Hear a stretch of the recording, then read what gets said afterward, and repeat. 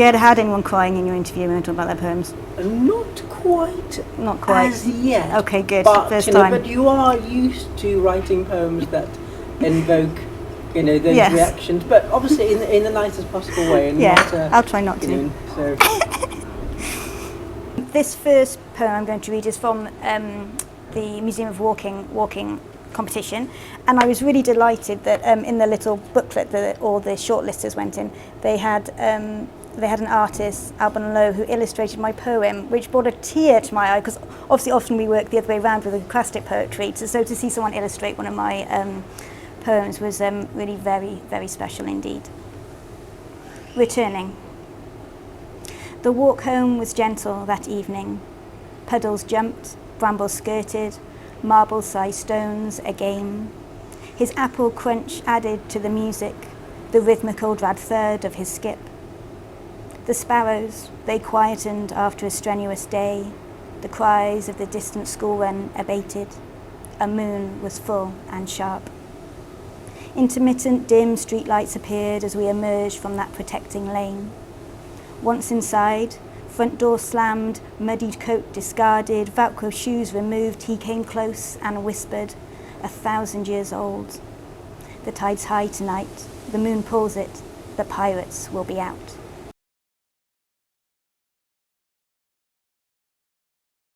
How did poetry begin? Can you remember the first moment you felt like wanting to write verse? I think, like kind of most poets, actually, I came to writing quite late, and it first kind of appeared after my birth of my second child, who's almost 6 now, and that kind of feeling of kind of isolation and kind of invisibility, I guess, which comes with kind of being with a new parent. And I just kind of started writing down very small snippets on my kind of iPhone, and kind of just looking for someone to kind of listen to kind of those kind of postpartum thoughts, I guess. And that's where it kind of really started, in that kind of style of very small everyday moments kind of being captured on the page. And then kind of quite quickly after that, I joined a adult evening class, which Claire Sider in Roath was running. That was kind of like a weekly kind of workshop class, which I attended for many years, 5 years, and that kind of got me in the kind of more flow of actually kind of formalising things. So that's kind of where it kind of started, but kind of in hindsight, I remember in school, because my son's, who's now 9, he's doing poetry in school, and I was thinking, do I remember any poetry from kind of school? And I really still clearly remember a poem by Caroline Duffy, Valentine, about an onion. And I don't remember any particular, I don't remember any particular lines, but I remember the feeling of that poem, and the kind of takeaway from it.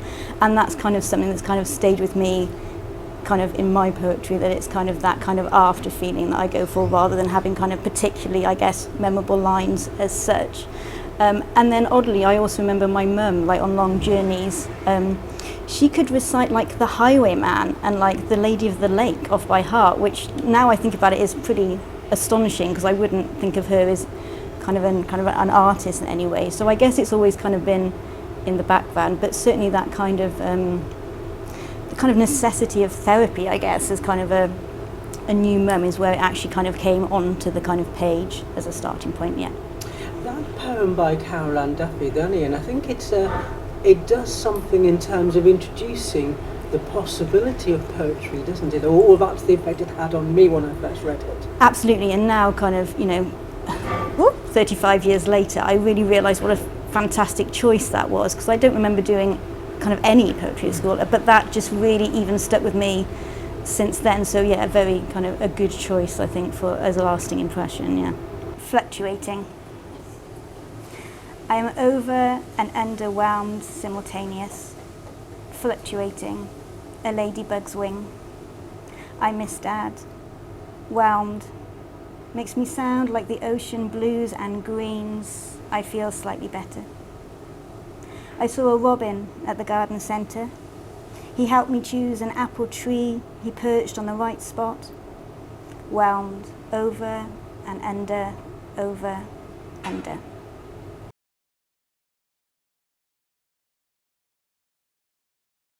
I'd like to ask you about your poem Arcade Hopping and how it came to be. Yep, so I'm really proud of this poem. It's on permanent display, as far as I know, in Morgan's Arcade in Cardiff, and there's 7 arcades in the city of Cardiff, and I think that's like the city with the biggest number of arcades kind of in the town centre. And there was a competition in 2020 which called out for poems, and the theme was just Cardiff as a kind of general theme. And there were 5 or 6 kind of well-known Cardiff poets who had their poems put up in the arcade, and there was a spot for kind of competition winner as kind of the final poet. And it was a really tricky brief, and I love going to kind of workshops and working to briefs and working to prompts. I find that kind of really helpful.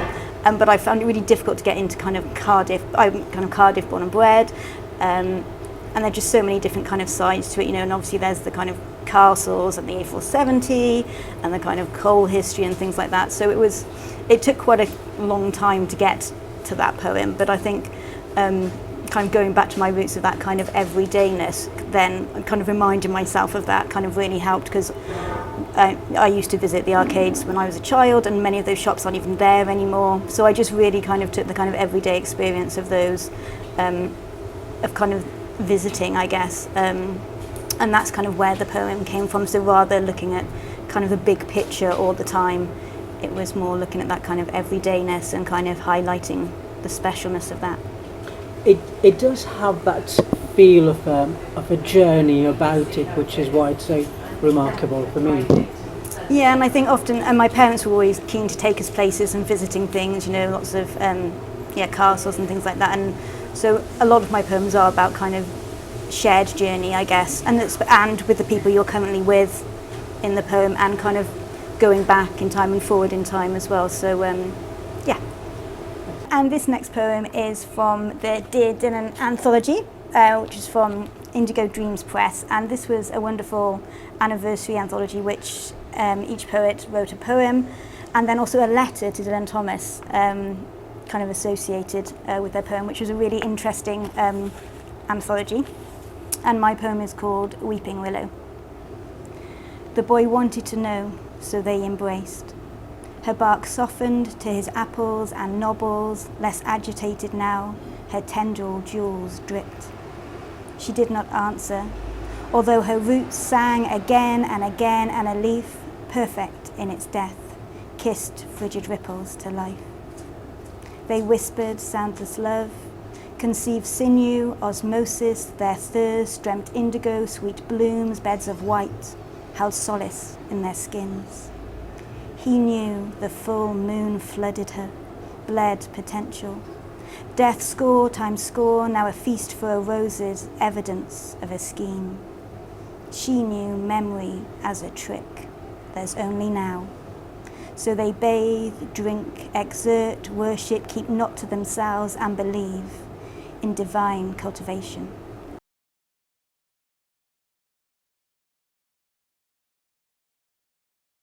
We were discussing your moving prose poem With My Last Exhale on This Earth at a recent meeting of our reading group in Cardiff. It reduced several of us to tears. Is it appropriate to ask what made you write the poem? Yes, well, firstly, thank you for sharing my poem and for sharing that it kind of connected with people. As a poet, that's kind of what I look for, is to kind of make things that kind of maybe my specific experience kind of universal to everyone, and kind of not be alone on this planet, I guess. And my father passed away last year, and I've written a number of poems about that kind of process and the kind of new connections that are made when someone's kind of not here anymore. And actually that particular poem came from a prompt from a Caroline Bird workshop. I love going to workshops, and on Zoom there's so many opportunities for fantastic poets to kind of hear about their processes, and for them to give you prompts and kind of help you along. And that came from a prompt about breathing, and I do yoga quite a lot, and especially after Dad did first pass, I felt so guilty about breathing because he wasn't anymore, and I found even going to yoga very difficult. And when this prompt kind of came about writing a poem about breathing, I was like, oh, I can't do this. Like, it's just too raw at the moment. And so I kind of thought about not breathing, you know, and that's kind of where that poem came from. And obviously when Dad was always loved, as most dads do, loved to tell stories, loved to tell their experience, and kind of that's kind of how it kind of came together, thinking about how maybe my ending would be, how his ending was, and how they kind of, we would want them to be the same because we kind of enjoyed like wildness and nature. And I know when we were kids, like if there was a big storm, my mum and dad would get us in the car and drive us out to kind of Nash Point, which is a lighthouse in Newport, and we would kind of just go and see the sea crashing at like 8 o'clock at night when we were like 6-year-olds. They were always really, even though we didn't kind of live in the countryside, they were always keen on that kind of experience. And so that kind of poem kind of came naturally from kind of that brief about breathing. I think when you're kind of in, especially kind of a grieving process, you always end up there, even if the brief or the prompt doesn't start you there. You just can't, it's just where your kind of body and your kind of mind goes. So yeah, so I'm really pleased that that's connected with a lot of people, yeah. This poem, it packs in. Sorry, I'm just looking at this moth behind us, or it's a butterfly. This poem packs in so much in sort of. It's frugal in a way, but it just packs in so much impact. And it's interesting that you mentioned that word breathing and mindfulness, and I guess what I'm getting at is that bereavement is something that we all experience, or we all experience, and the power of poetry as a healing tool kind of comes into something like this for a reader, that you read something and you just can't help but to kind of feel your own journey through an episode like this. And I'm glad you mentioned that, actually, because that's really important to me, is leaving space for the reader, not giving too much, and making sure that they can picture themselves there and kind of take from it. And I think that's where the connection comes from, is making sure that there's enough space for the reader to inhabit that poem themselves. I remember actually Bryony Littlefair, she had a giraffe which was by 7 books, and I remember one of the last poem in that collection, which was actually Giraffe, the title, and that was kind of about mental health, and I remember that poem affected me so deeply, because there was so much space for me to inhabit as well. And even though it was a prose poem, first time I've seen a prose poem really, and I love writing prose poem now, especially about Dad's passing, and and there was so much space for the reader that I could completely inhabit it, and I still kind of think about that poem quite often now. So that's really pleasing that there's kind of that space for connection. And I think especially kind of rhythm and musicality, and that kind of inherently kind of links and connects us with a lot of different things. This rhythm and musicality, you say, this is just, these two words are in abundance in everything you seem to write. Yes, I think kind of stuff, and I think again that word frugal, which kind of makes me laugh about my writing, but I suppose it comes with that, when you get rid of the kind of superfluous, and kind of maybe that's kind of where it comes in. I read my poems aloud a lot as I'm kind of editing. I kind of the process, I kind of get maybe the first line or kind of a thought, and then kind of splash it on the page, and then kind of edit it afterwards. And I often read aloud then to see if kind of the thoughts there that I want to get across, as I said before, it's kind of the afterthought that I'm going for, rather than kind of clever lines or necessarily clever line breaks. I don't have any kind of formal training for writing, so syntax and things like that are always a work in progress, I guess. So certainly that feeling that you end up with a poem, whether that's tearful or not, I think that comes from the kind of musicality, and as I said, that kind of inherent understanding on kind of a body level, I guess, of what that poetry means. And this is the poem that we talked about, that Taz very kindly shared at his reading group, and this was actually a Best of the Net nomination from Black Bough this year, which was a lovely surprise. And with my last exhale on this earth, I think of my father, because I always am thinking of my father, of how he would have so enjoyed this moment. the edge of everything, a storm, the sea colliding, a pirate moon. How he would reminisce on his last breath, throwing a rope between us, drawing us closer. The wind, it blew and blew that afternoon. I knew it was here for him, and I told him, so he knew. He could not see out of the hospital window, so I pushed it open wide so he could feel the pull.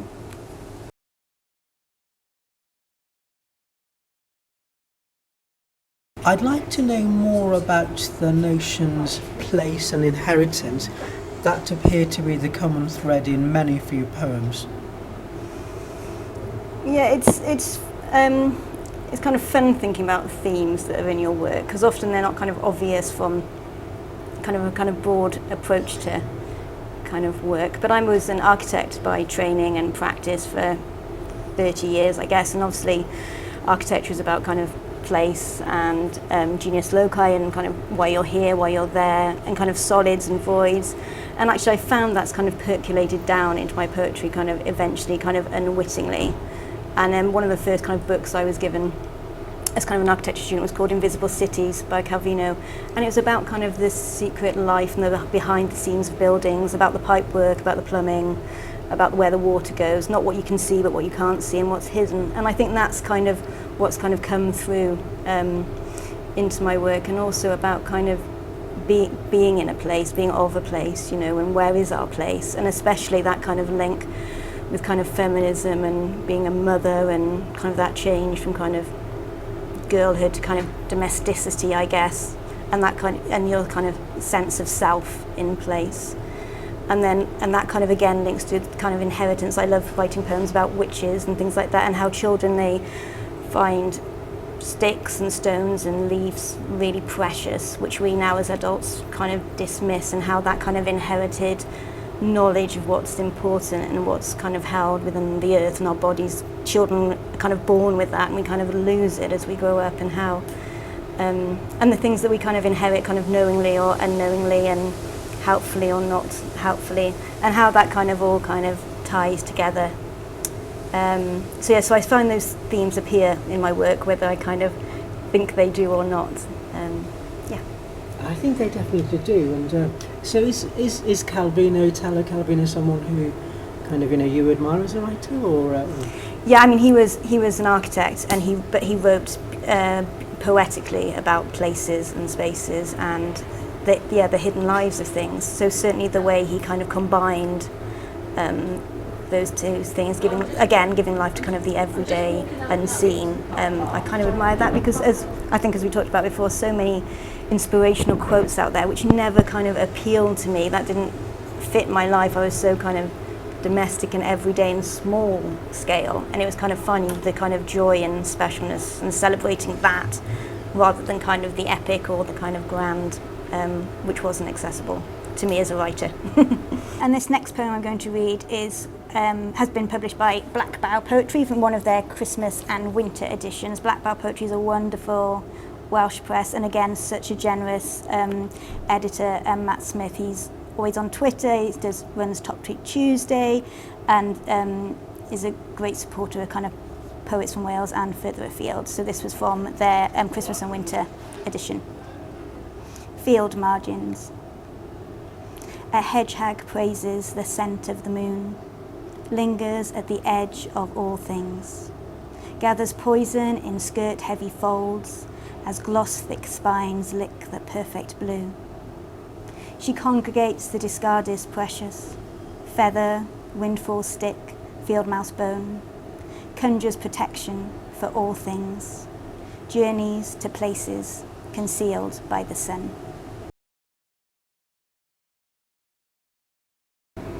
Who are the poets that have inspired and guided you to where you are now? And by poets, I also include writers in that category. Yeah, I mean, I've always just done poetry, and I greatly admire anyone who can kind of write more than 20 lines. And if I ever kind of got over onto the second page, I'd be very pleased with myself. I think, as I said, I started a writing group with Claire Sargent. She was such a generous kind of class leader when I started there, and And then after that I did an evening course with Mab Jones actually, and she again kind of opened my eyes to what kind of poets can be. I think when you read poets in school they're often quite kind of epic and have the privilege of time, kind of money and brain space, which again didn't relate to my kind of experience of daily life at all. And I remember going to see Christina Thatcher, and she was reading a poetry festival that Griffin Books in Penarth was doing, and she'd written a collection about her dad's passing, and this was way before my father was ill. And that kind of really took hold of me, because I came to understand that it was just okay to write about your dad. A whole collection, just, you know, and obviously all the things associated with that, but that kind of everydayness was as important and had as much gravitas as someone who kind of has years to kind of sit in a field or walk some pilgrim path, that everydayness was important. And she really kind of, that poetry reading specifically really opened my eyes to the possibility that actually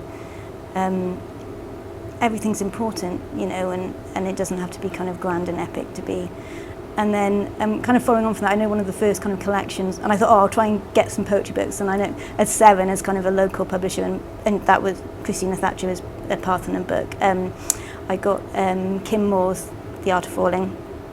And I loved that because it was just so kind of visceral, and that was about domestic violence and kind of, you know, and kind of that feminism edge as well. And I remember kind of being late for work, just reading that book, and that was the first time that kind of I'd actually read a whole poetry collection, because as a kind of beginner poet, that's quite a kind of, for me, it was kind of quite a big step. I'd read a lot of anthologies, which are great for getting into poetry because you kind of, lots of different styles, but maybe on the same theme, and that's always really interesting. But that was kind of one of the first collections that really kind of got a hold of me in the way she kind of expressed this kind of inside life kind of externally.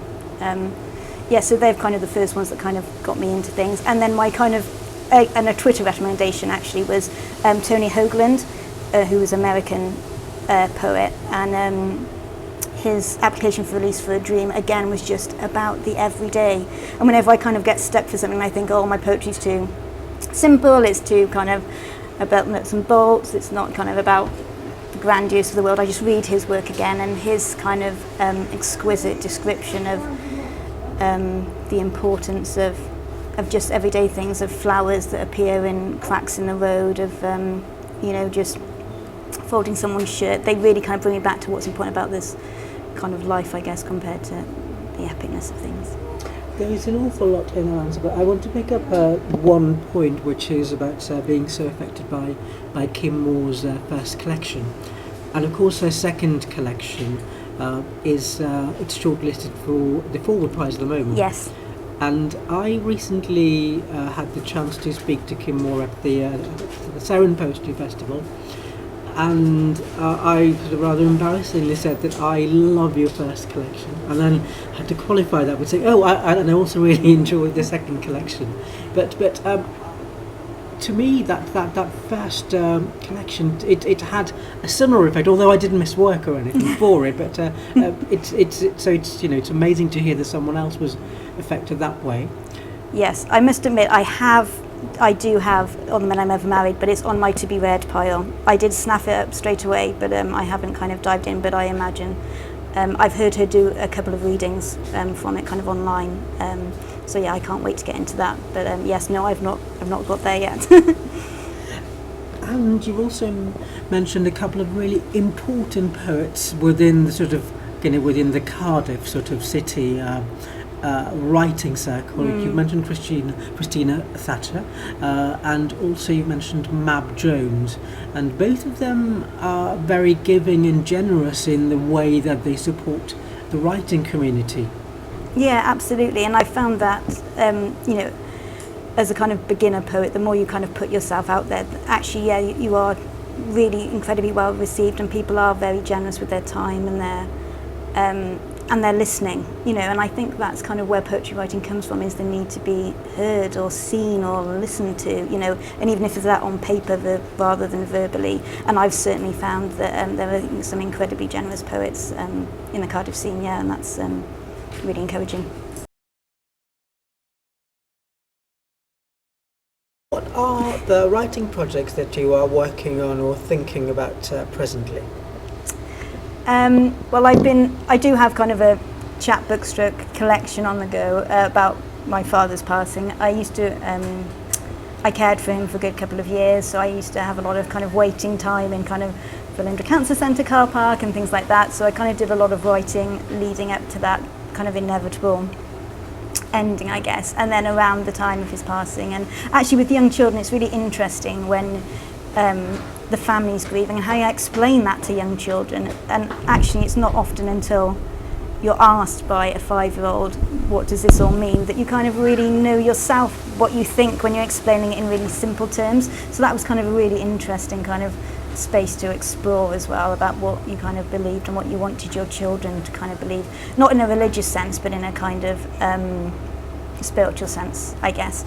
So yeah, and now that's been kind of a couple of years now. I'm kind of working on poems kind of after that as well. So hopefully soon I'll be having a kind of, and I think one of my friends, Ellie Horan, who's a fabulous poet in America, she's read a lot of those poems and helped me with them, and she said it's kind of an almost celebratory collection about kind of grief and passing. And then also kind of alongside that, I've been working on some kind of small domestic poems and about that kind of domesticity and kind of, I suppose, feminine domesticity, I guess, that we kind of get shoehorned into as we pass on from that kind of magical childhood of sticks and stones and witchness onto girlhood and into kind of being a parent. So that's kind of on the side burner as well. But I'm working at the moment in kind of a communications firm, working between architecture and the community, and how we kind of get the community involved and that kind of engagement and understanding the kind of technical side to kind of what's actually going to kind of be the lived experience. And so that kind of place writing is kind of coming into that at the moment as well. So I'd love to explore more about kind of the architecture background and kind of place and inheritance, which are inherently linked together. And that's sort of, because nature writing is really interesting. It's like such a boom at the moment. If you just go into Waterstones or anywhere, there's so many nature books, all with beautiful covers, and but they're all about these kind of privileged pilgrimage and time and space and again, nothing that I can relate to in nature writing. You know, I don't have a big garden. I don't have any time necessarily to myself. I certainly don't have you know, rolling hillsides at the back of my house, and that's really interesting to me, that kind of critical approach to nature writing and kind of nature writing of being kind of the moment. And I've recently got a poem that maybe I'll read in a moment, which was the Museum of Walking did a kind of walking poetry competition, and mine was about just the school run, that kind of monotonous daily repetition of every day, which is almost like a pilgrimage, but not on the scale that most nature writers write about. And that really kind of interests me, that kind of smallness of place, and how that's kind of inbuilt with us, as well as that kind of nature writing, which is kind of more monumental, I guess. I do want to make up one point which I think is really important in this conversation, that the way you talk about nature writing, there's been I don't know if you know about this sort of, it's always a spat, the Scottish macker Catherine Jamie talked about I think it was in an essay that she broached to Robert McFarland. I think it was a review of one of his books where she referred to him as the middle class, lone and ruptured male, and that what you talk about in terms of feminism, femininity, coming into nature writing, that I find to be really interesting. Yeah, I think there is kind of I think that makes nature writing more accessible as well, because even though I love kind of, you know, I have bird feeders in my kind of tiny garden, and we have like a squirrel that my mum is always worried about if she doesn't see him every day, there's still not that space, you know, that kind of time and space that Robert McFarlane is privy to, you know, or that, and so not many people actually experience that, and they might enjoy reading about it, but there's not that connection there, and I'm interested in connection in writing and kind of that kind of inherited knowledge. I do want to ask one question which has sort of been on the back of my head all through sort of this conversation, and that is, you talk about mindfulness and spirituality, and you know, obviously the twin themes which appear to run through your poetry is sort of inheritance and place and placement, but I think spirituality is also something that appeared to be very much embedded within almost everything you write. Yes, and I'm not sure how that's kind of come to pass. I can only kind of blame my parents again, I guess. As I say, we'd always kind of pilgrimage to, Pembroke Castle and Cardiff Castle and places like that. And then my dad was a scout all his life, and he would always relay adventures of Tryfan and Snowdonia, and they, on a very, very quiet scale, they were always adventurers, and that is kind of spirit of place, which again is linked to kind of architecture and things like that. And again, it's just that kind of quietness of being that inherent knowledge of being kind of the earth and of the time, I guess. And I think that's kind of where it's come from. So yeah, that's great that you've picked that out. I wouldn't necessarily have noticed that myself, but I think that was something we were just kind of brought up with. If there's a big storm, let's go and see it. Yes. If there's a big mountain, Dad probably went up when he was 13 and, 2 pairs of socks and a soggy sleeping bag, So yeah, that's great that kind of comes out. Thank you so much, Marcelle. It's been a real sort of enriching experience to listen to you. Thank you, and thank you for inviting me today. Thank you.